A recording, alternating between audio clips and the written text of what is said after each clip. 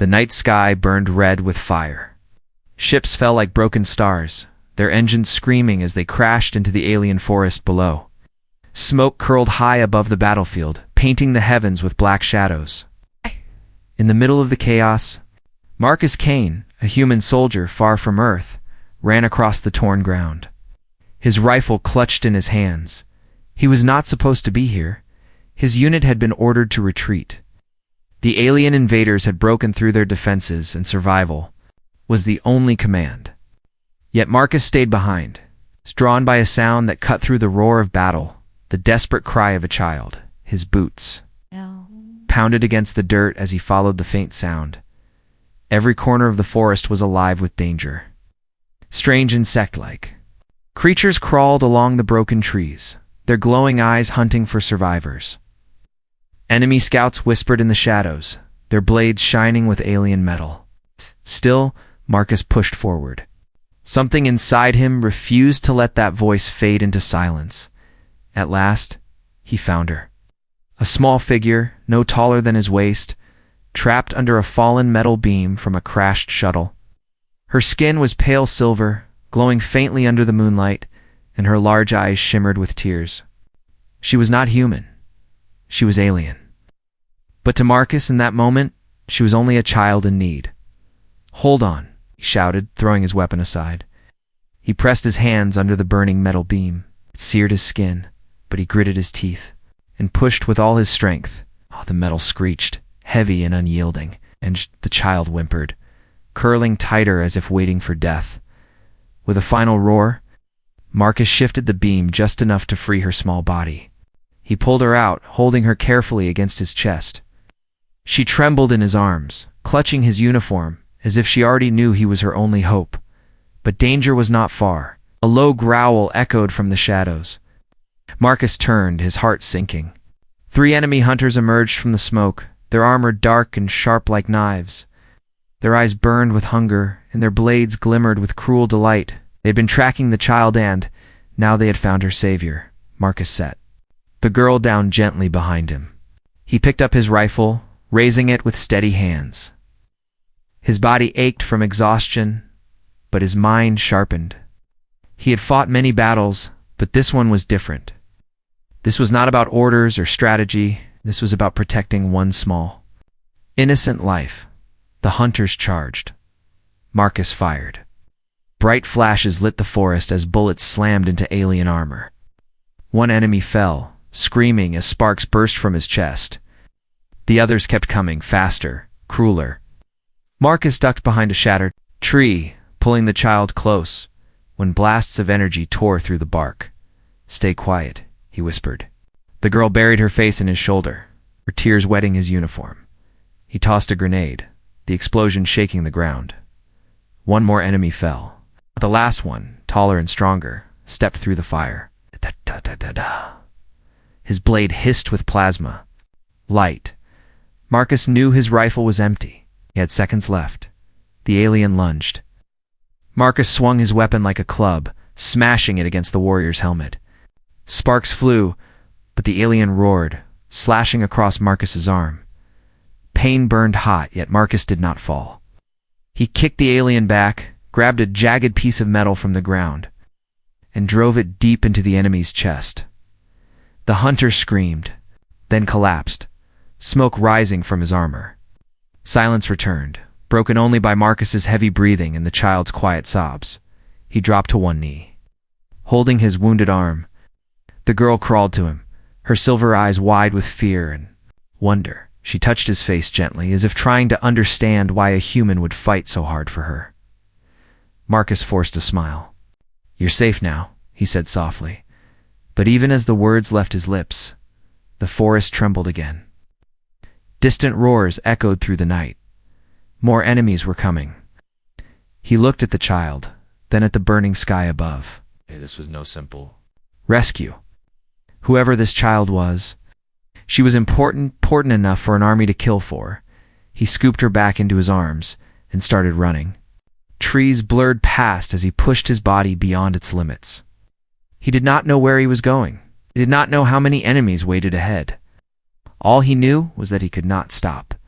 The child clung tighter to him, whispering words in her alien tongue. He could not understand them, but he felt the meaning in her trembling voice. She was afraid. She was begging him not to leave her. "I won't," Marcus whispered. "I promise." Behind them, the forest burned brighter. The enemy would not give up. They would hunt him across the stars, if they had to. And Marcus, a lone human soldier, had just made himself their greatest enemy by saving the life of a child who was far more than she appeared. The hook was set. The danger was only beginning. Marcus ran deeper into the alien forest, the child tight in his arms.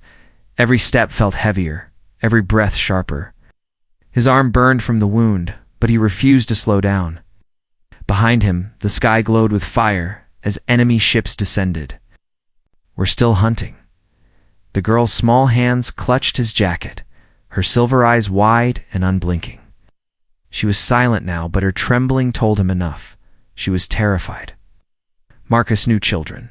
Even in war zones on Earth, he had seen them broken, scared, yet hopeful when someone reached for them. But this one was different. There was something about her presence. Something powerful. Finally, Marcus reached a clearing where the trees bent away, revealing the wreckage of a massive alien ship. Its hull burned, sparks still dancing across the broken metal. He placed the girl down gently, scanning the area for danger. "You can rest for a moment," he said, his voice low but steady. The girl looked up at him. She did not speak his language, but her eyes carried meaning. Slowly, she raised her hand, pressing her palm against his wounded arm. A soft glow spread from her skin. She flinched, but then the pain began to fade. He watched in disbelief as the torn flesh knit itself back together, leaving only a faint scar. Marcus froze. His soldier's mind screamed that this was impossible. No human medicine could heal wounds so quickly. He stared at her, his throat dry. "What? What are you?" he whispered. The girl tilted her head as if deciding whether to trust him. Then, in a trembling voice, she spoke in broken words of his language, a strange accent curling each syllable. "Daughter, Crown," she whispered. Marcus's heart nearly stopped. Daughter of Crown? Did she mean royalty? Before he could ask, the air shimmered with a sudden projection. A holographic device had survived the crash, sparking to life near the wreckage. An image formed above it, a tall, alien woman in golden armor, her face stern, her crown shining with jewels. Soldiers knelt around her in the flickering projection. The girl gasped and ran to the light, touching the shimmering figure with her small hands. The alien queen's face softened in the image, her voice echoing through the clearing in a language Marcus could not understand. But he knew. He felt it in his bones. This was her mother, and her mother was no ordinary ruler. This was the queen of one of the most feared empires in the galaxy. Marcus's mind raced. He had not just saved a child. He had saved the heir, too. A throne. That was why the hunters wanted her. That was why they would never stop. The girl turned back to him, her silver eyes wet with tears. "They kill me," she whispered, her words broken but clear. "You save me." Marcus knelt before her. "I'll keep saving you," he said firmly. "I don't care who they are." But even as he spoke, he felt the weight of those words. Saving her meant more than just running through the forest. It meant standing against armies, against empires. He was a soldier, yes, but he was still just one man. The girl's glow dimmed, and she lowered her head. She seemed older than her small frame suggested, as if she carried knowledge beyond her years. For a moment, Marcus wondered if she truly was a child, or something greater, someone who held power even she did not yet understand. The ground suddenly shook. Marcus stood instantly, raising his rifle. Enemy ships were landing nearby. He could hear the metallic screech of their landing gear, the roar of their engines. The hunt was closing in again. He grabbed the girl's hand. "Move," he said sharply. They ran together into the forest once more. Branches snapped under his boots, shadows twisting around them. Marcus's ears caught every sound, the buzzing drones in the air, the echo of alien voices, the growl of machines. But then, something stranger happened. As they ran, the girl lifted her free hand. Her eyes glowed brighter, and suddenly, the forest responded. Trees shifted, branches bent, and the path ahead changed as if guiding them away from danger. Marcus stumbled for a moment, staring in disbelief. "You're doing this?" he whispered. The girl nodded weakly, her body trembling. From the effort, Marcus realized the truth: she was not only royalty. She was connected to her world itself. Her kind was bonded to the land, to the life around them. Oh, rare. That power made her more than just an heir. She was the key to her people's survival. They stopped again near a small cave hidden behind heavy vines. Marcus guided her inside, laying her gently against the cool stone. He kept his rifle ready, his eyes scanning the entrance. The girl's voice was faint. "You not leave?"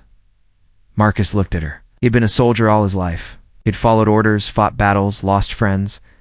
But never had he been asked a question so direct, so fragile. "No," he said finally. "I won't leave. You." Her eyes closed, and for the first time since he had found her, she seemed at peace. Marcus sat beside her, but his thoughts were restless. He understood now why the hunters had chased her so fiercely. If she truly was the daughter of the queen, then protecting her was not only about saving one life, it was about protecting a future one that might shape the galaxy itself. And if the queen knew that a human had saved her child, Marcus wondered what that would mean. Gratitude? Or chains? Either way, the secret was out. It was no longer just a soldier. He was the guardian of an alien princess, and the galaxy would soon come for both of them. The cave was silent, except for the faint breathing of the child. Marcus sat near the entrance, his back against the cold stone, rifle resting across his knees. Wow. Every sound outside made his heart pound. He was a soldier, trained for ambushes and attacks, but this was different. This time it was not about him. It was about the girl. She slept with her small head resting on folded arms, silver hair falling like threads of light across her face. Marcus watched her with quiet unease. She was too fragile for the danger that hunted her, too small for the burden she carried, yet she had healed his wound. She had moved the forest itself to shield them. She was no ordinary child. She was someone. Far greater hours passed. The forest outside groaned with shifting metal as enemy ships moved across the land. Their searchlights cut through the trees, hunting for them. Marcus held his breath each time a beam passed too close. He was ready to fight, ready to give his life if he had to. But then, everything changed. The ground trembled, not with the heavy landing of enemy hunters, but with something deeper, a presence, a power. The air itself seemed to tighten, charged. With unseen energy, Rakut stood quickly, gripping his rifle, scanning the forest outside. Then he saw it. From the smoke and fire a massive vessel descended, sleek and golden, unlike the dark hunter's ships. It moved with grace, as though the very air bent around it. Strange glowing symbols ran across its hull, pulsing like a heartbeat. It did not land with violence. It floated, settling into the clearing beyond the cave with a silence that was almost holy. Marcus knew instantly. This was not the enemy. This was something else. The girl stirred, her eyes opening wide. She stood quickly, her small hands trembling but her face shining with recognition. "Mother," she whispered. Before Marcus could speak, a wave of light poured from the golden ship. Soldiers emerged, tall, armored, their armor curved and polished like living metal. Their helmets glowed with blue light, and they carried long spears that hummed with energy.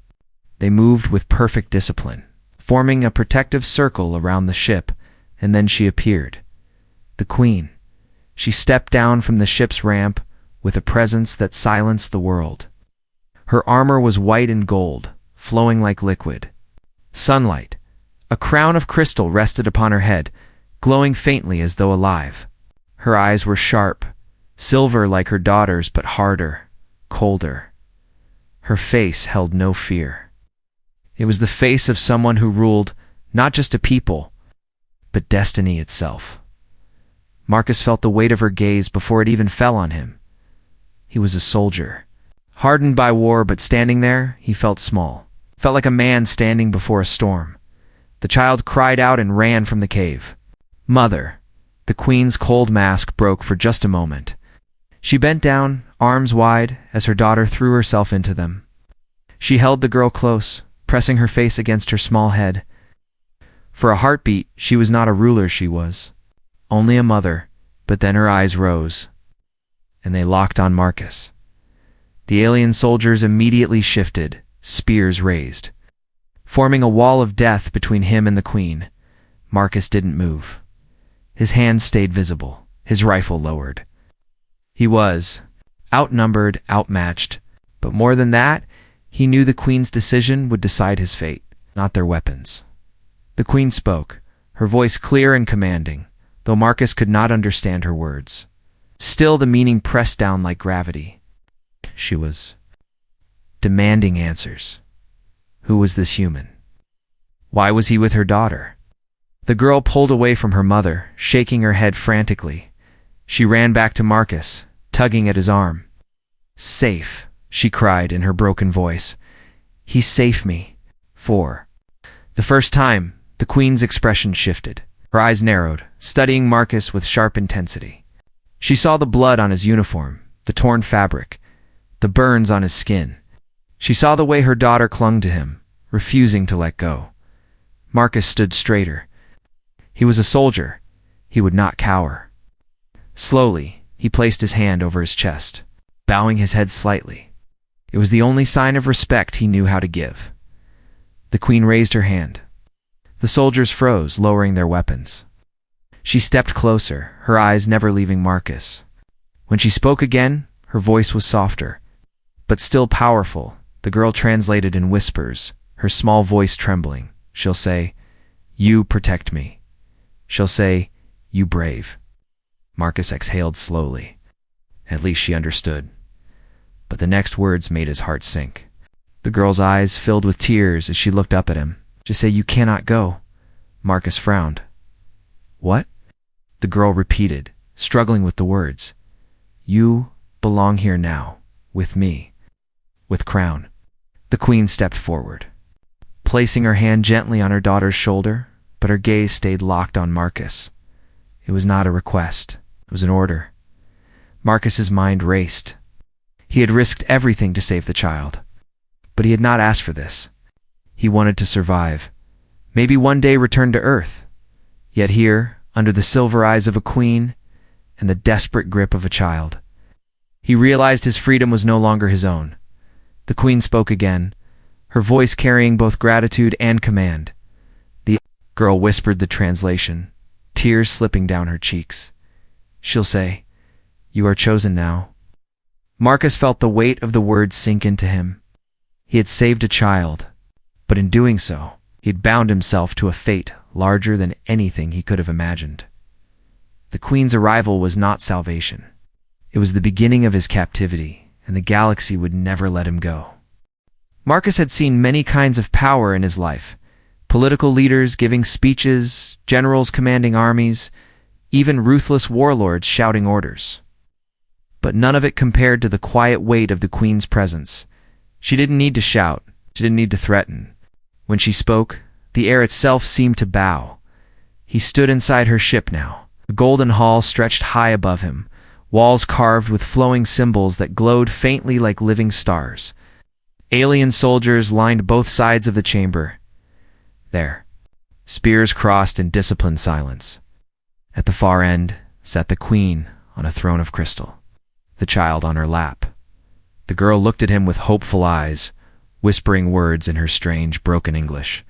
"Mother, she'll want to talk to you." Marcus's throat felt dry. Stepped forward, boots echoing against the polished floor.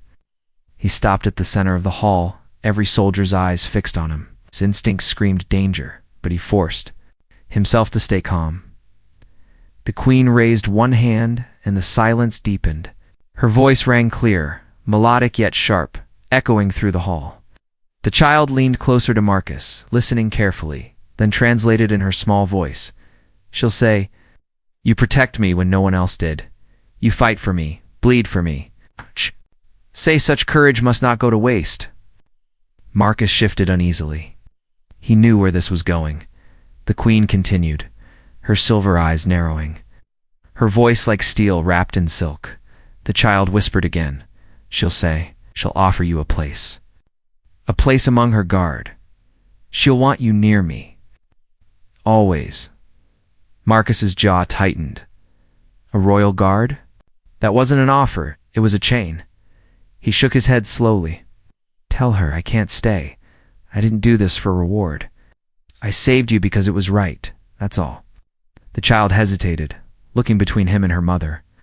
Her small lips trembled as she translated. The queen's expression didn't soften. If anything, her eyes grew sharper. Marcus felt the weight of every soldier's stare pressing against him.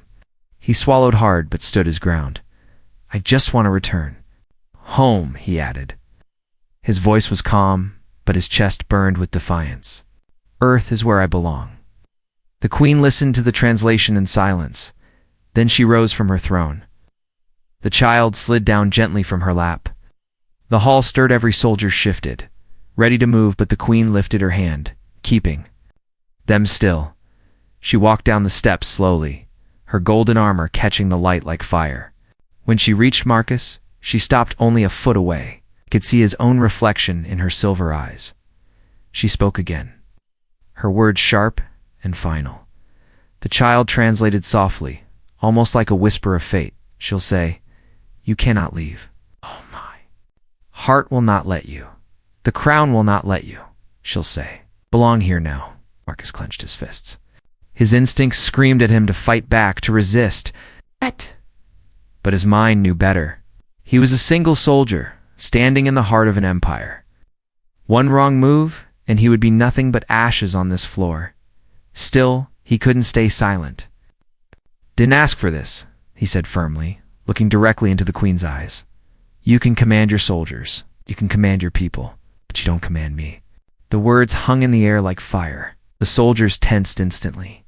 Spears shifted, glowing edges humming. The child gasped, fear flashing in her eyes. Please, she whispered, pulling at his hand. Do not make her angry. For a long moment, the queen didn't move. Oh. Then, slowly, she smiled. It was not warmth, it was something sharper. Something that made Marcus's skin crawl. She spoke again, her tone softer but filled with certainty. The child whispered the meaning, she say. What? You will change your mind. Not because of her order, because of me. Marcus looked down at the girl. She clung to him, trusting him more than anyone else in the room. Her eyes begged him not to let go, and in that moment, Marcus realized the queen was not threatening him with soldiers or weapons. She was threatening him with something far stronger, her daughter's heart. If he tried to leave, the child would. Never let him. And the queen knew it. The queen turned away, walking back to her throne. She raised her hand, and the soldiers lowered their weapons.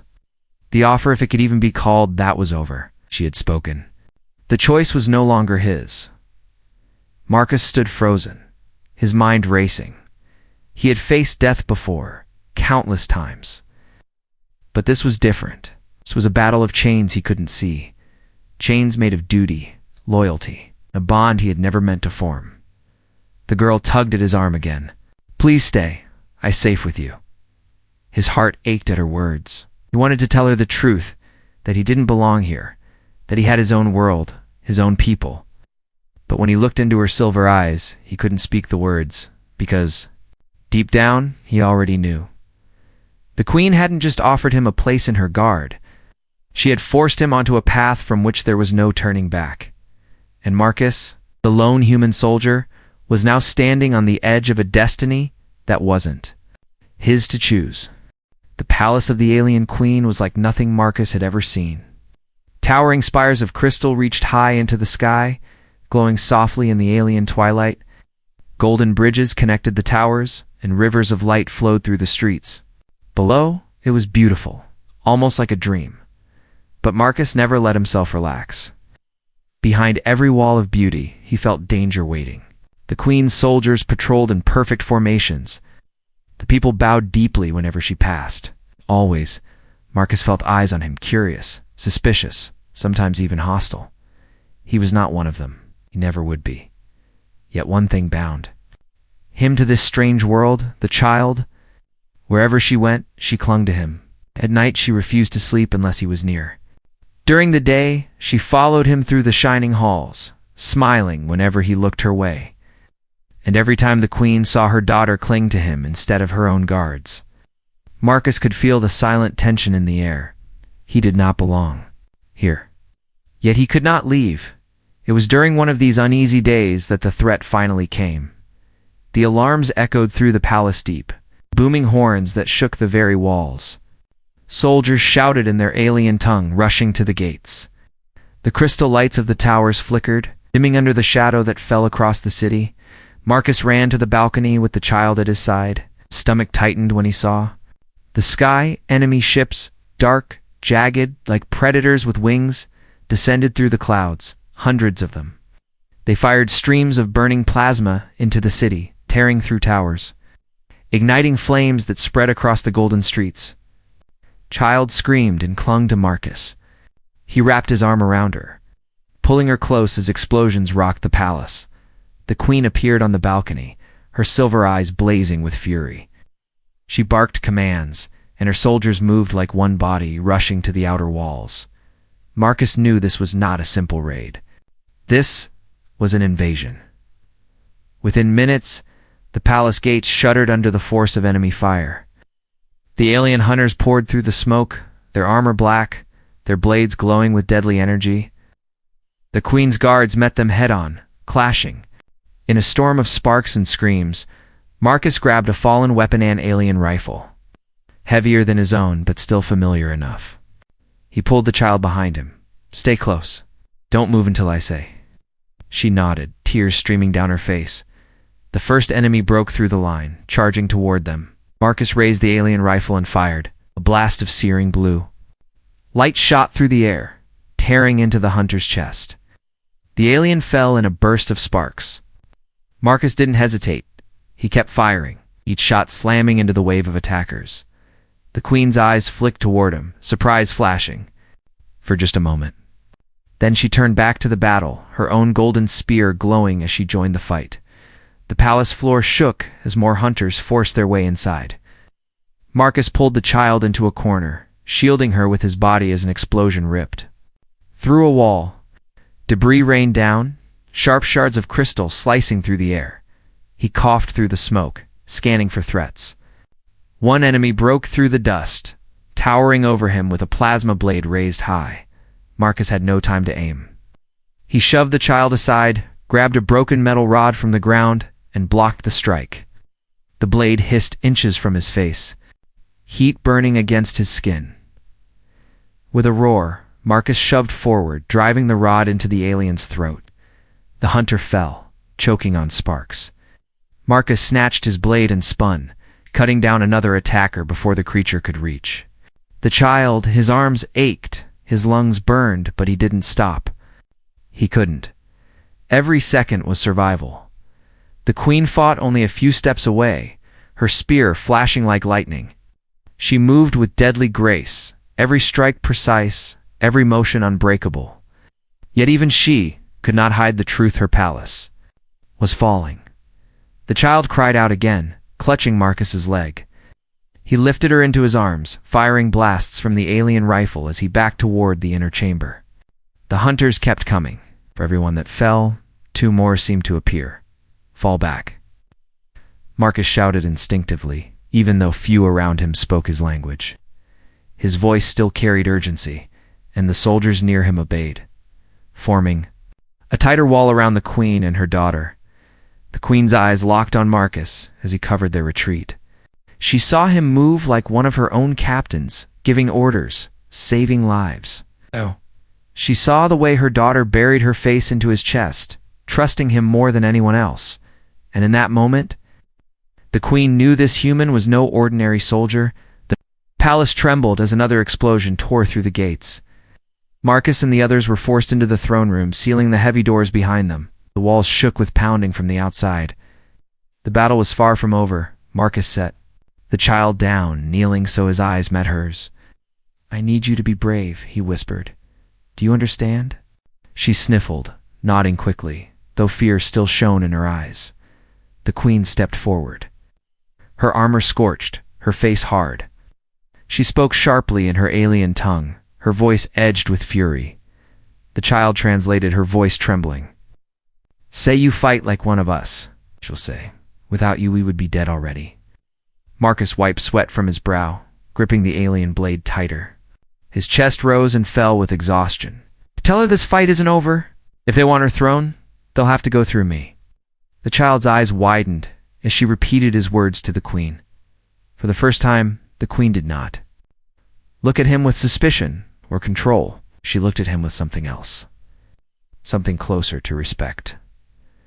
But respect did not erase the truth. The enemy was still outside. The walls were breaking. And Marcus, a lone human, stood shoulder to shoulder with the queen's guard, ready to fight until the very end. Because now it was not just about protecting the child.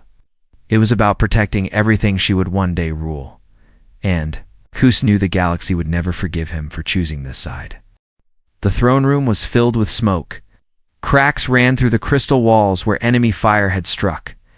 The queen's soldiers stood in silence, armor scorched, weapons bloodied. The battle outside had ended at last. The enemy had retreated. Leaving behind a field of wreckage and ashes, Marcus leaned against a shattered pillar, his chest heaving. His arm was cut, his uniform burned, but he was alive. The child sat at his feet, her small hands clutching his leg, refusing to let go. Queen stood at the center of the hall, her golden armor broken in places, her crown slightly tilted. She looked less like a ruler and more like a survivor. Yet even in her exhaustion, her presence filled the room. Soldiers knelt before her, awaiting her command. Her eyes, however, were not on them. They were fixed on Marcus. The silence was heavy. The war cries outside had faded, the city was rebuilding, but here inside the palace, another kind of battle was about to begin. The queen raised her hand, and her soldiers withdrew to the edges of the chamber. Only she, Marcus, and the child remained in the center. Her voice rang out calm but unyielding. The child translated softly, her voice trembling. She'll say, "Today you saved us again," she'll say. "No soldier, no guard, no captain fought with more fire than you." Marcus said nothing. His body ached, but his mind stayed sharp. Compliments from a queen were never free. The queen continued, her words flowing like sharp blades. She'll say, "She cannot let you leave," the child whispered, eyes glistening with tears. She'll say, "You are part of Crown now. You belong." Here, Marcus's jaw tightened. He had heard this before, but now it felt heavier, final. "Tell her I didn't ask to belong here," he said firmly. "I never wanted this." The child hesitated, then translated. The queen's expression didn't change. Her silver eyes remained cold, steady, piercing. She answered again, her tone harder. She'll say, "You may not want, but my daughter wants. She'll cry without you. She'll sleep only with you near. She'll say if you go, she'll break." Marcus looked down. Girl's small hands clung tighter to him, as if her mother's words had given her strength. Her eyes were full of fear, but also trust. And in that moment, Marcus realized the truth. His choice wasn't between staying or leaving. His choice was between breaking a child's heart or sacrificing his own freedom. The queen stepped closer, her armor gleaming faintly under the dim crystal light. Her voice lowered, carrying both command and something softer. The child whispered the translation. She say, "You are her shield now, you are mine to command. But more than that, you are hers to keep." Marcus swallowed hard. He wanted to fight, to argue, to scream. But the child's grip on his arm stopped him. Her trembling fingers spoke louder than any words. He met the queen's eyes. "And if I refuse?" he asked quietly. The child hesitated before translating. The queen did not pause. She spoke quickly, her tone sharp as a blade. She'll say, "Then you are prisoner, not protector. Chains, not honor." The words struck deep. Marcus's heart pounded in his chest. He had survived wars, faced death, stood against enemies twice his size. But this was different. This was a battle he couldn't win with fists or weapons. The queen stepped even closer. her silver gaze unbreakable.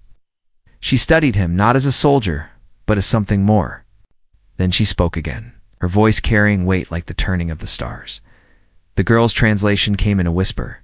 She saw how you fight, how you bleed. She say, you are not her enemy anymore. You are part. Morning came slow over the broken city. The crystal towers still stood, but many were cracked and dark.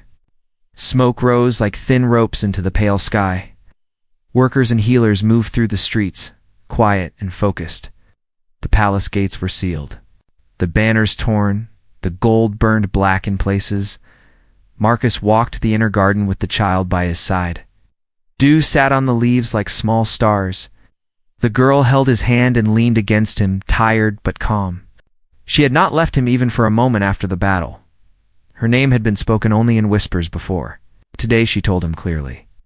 I am Elira, she said in a small voice, daughter of Crown. Marcus smiled. Elira, he repeated. Testing the sound, it suits you. She smiled back, and for a second she looked like any child, no armies, no thrones, no fear. Just a child who wanted to stay close to the one person she trusted. But peace did not last. The queen summoned Marcus to the Hall of Voices, a long chamber lined with living crystal that recorded sound and memory. When he entered, he found not only the queen, but also 5 elders of her court. Their faces were pale, their eyes cold. They did not stand for him. The queen sat with perfect posture, armor repaired, crown set straight. She looked stronger than yesterday, but there was a shadow under her eyes. One elder spoke in the alien tongue, his voice hard. The crystal walls repeated his words in a low echo, as if the palace itself agreed. Marcus could not understand, but he felt the weight. The elder did not want him here. Elira squeezed Marcus's hand. She translated with care, they say. You are danger, outsider, they say. Send you away, or end you. Her voice shook on the last words. Marcus's jaw tightened. He did not look at the elders. He looked at the queen. She had promised nothing and threatened little. Yet he knew her will could decide life or death in a breath. The queen raised her hand and the elders fell silent. She stood and spoke, the crystal carrying her voice across. The hall Elira listened, then turned her silver eyes up to Marcus. She say, there is a way, Elira whispered. Ancient way, oath of thread. If you take it, you are bound to me. If I live, you live. If I die. She did not finish. Her fingers trembled in his hand. Marcus looked from the girl to the queen. And if I refuse? He asked softly. Elira listened to her mother's answer and swallowed. Then you are not protector. You are prisoner until safe. Or sent away into dark places where you cannot return. The elders seemed satisfied with that. They thought fear would control him. But fear had never controlled Marcus. He bent to Elira's height and brushed a braid of her silver hair behind her ear. What do you want? He asked. She answered without thinking. He stood and faced the queen. I will hear the oath, he said, but I will not wear chains. The queen's eyes narrowed. It was not defiance that surprised her. It was the calm way he said it, no shout, no plea. A simple line, soldier's line. She gave the order. The Hall of Roots was prepared. The Hall of Roots opened beneath the palace, under soil and stone, where an ancient tree grew. Its trunk was clear like glass, and inside it slow lights moved as if stars swam through wood. Branches reached into the ceiling and into the city above, feeding the towers their glow. The air smelled of rain and salt. Priests in white stood in a circle. They carried thin threads that shone with a faint blue pulse. The queen arrived with her guard. The elders came as witnesses. Marcus walked to the center with Elira. A priest began to speak. Elira translated in whispers. They will place a living thread between your heart and mine, not inside the body, but around it. You will feel when I fear. I will feel when you stand. We will share breath and danger. If the bond is broken, both hearts break. Marcus took a slow breath. He had taken oaths, before thooths, to flags, to commanders, to fallen friends. This oath felt different. It was not about orders. It was about a child who trusted him with her whole life. He turned to the queen.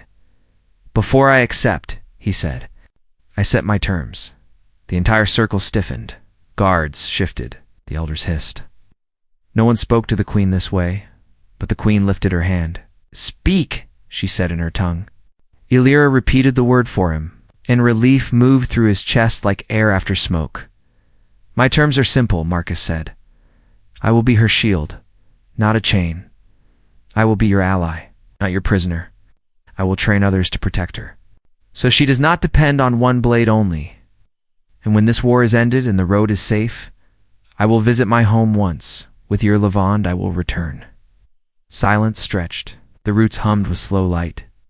The elders watched the queen, waiting for a refusal. Even Illyra held her breath. The queen stepped forward until she stood only one pace from him. She studied him as if weighing stone and iron. When she spoke, there was no echo in the crystal. It was only her voice, quiet and sharp. "Agreed." Illyra translated, barely daring to believe it. "Agreed. If you swear your return." Marcus nodded. "I swear I will return." The priest raised the thread. It floated above the girl's heart and above Marcus's chest. The ancient tree brightened. Leaves shivered, though there was no wind. The priest chanted, and the thread dropped like a falling ray of light. It touched Illyra first. She gasped. But her eyes shone. The thread touched Marcus next. Heat spread across his ribs, and he felt very faint, another heartbeat that was not his. Small, quick, brave, he did not move. He let the bond settle. He let the thread learn him. And in that moment he felt Illyra's fear fade and her calm rise. She felt him standing, felt her trusting. The priest stepped back. The oath was sealed. A slow breath moved through the circle like a tide. Even the elders did not speak. The queen lowered her head by a fraction, the smallest bow a monarch could give on. The palace remembered it. Then the floor shook.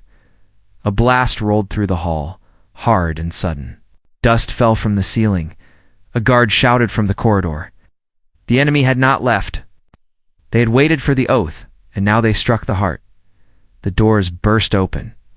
3 shadowed figures rushed in, armor black, faces masked. Saboteurs won. Threw a hook of dark metal toward the tree, aiming to cut the roots. Another charged for the queen. The third moved with speed straight for Illyra. Marcus moved before thought. The bond sharpened his focus with a jolt. He stepped in front of Illyra, caught the attacker's wrist, twisted, and drove him to the floor. The blade flashed, he kicked it away, and slammed the soldier into the stone until the mask cracked. The second saboteur reached the queen. She raised her spear. But a spear from the guard missed wide. Too much smoke, too much surprise. Marcus felt Illyra's fear rise and used it like a signal. He snatched the fallen blade, spun, and threw. The weapon crossed the hall like a line of light and struck the attacker in the shoulder, knocking him away from the queen. The third saboteur reached the tree with the hook. If the roots were cut, the city would dim and the oath might tear. Marcus ran, but he would not reach him in time. Illyra lifted both hands. Her eyes glowed like sunrise on ice. The roots answered her, bending away. From the hook, then wrapping the attacker's legs and pulling him to the floor, he screamed. The guards swarmed. The hall fell back into silence, except for ragged breathing and the quiet hum of the ancient tree. Marcus stood very still, feeling the bond settle again. He sensed Illyra's fear going down, sensed her pride rising, and he felt something else warm and soft from across the hall. He looked up and saw the queen. For the first time, the steel in her face had melted. A mother looked at a man who had chosen her child not with orders, but with heart. The elders could say nothing. Now, the queen stepped forward into the circle and spoke to the entire hall. Illyra did not need to translate this time. Marcus understood her meaning in the shape of the moment. Still, Illyra whispered the words, as if she wanted to speak them herself. Say, the human is no longer outsider. He is a warden of the air. He walks where I walk. He speaks when I cannot. He stands when we fall. Cheer did not follow. This court did not cheer. The shoulders of soldiers lowered. The priests bowed. The ancient tree let a gentle light fall over Marcus and Illyria like rain. Later, when the city lights returned and the banners were raised again, the queen met Marcus on the high balcony where wind moved the long flags. The sky was clear for the first time in days. You asked for one promise? Lyra translated, standing between them, her small hands in both of theirs. To visit your world? When safe? Marcus nodded. I keep my promises. The queen looked toward the horizon. And you will return, Illyria added, softer. I will return, Marcus said. The thread at his chest warmed. Illyria's smile answered it. They watched the city below, workers rebuilding, children chasing each other through pools of light, guards walking with measured steps. This world would not forget the day a human stood before its throne and chose a bond stronger than chains. Marcus did not know what the next war would bring. He did not know what price the oath would demand. But he knew this. When Illyria reached for him, he would be there. When the queen called, he would answer. And when the time came to step onto the long road back to Earth, he would walk it with the crown's blessing, and with a thread of light tying his heart to another's, unbroken across the stars. He had protected an alien child. The queen had refused to let him go. Now he refused to let them fall. And that was the end, and the beginning one bond. Freely chosen, holding a future together,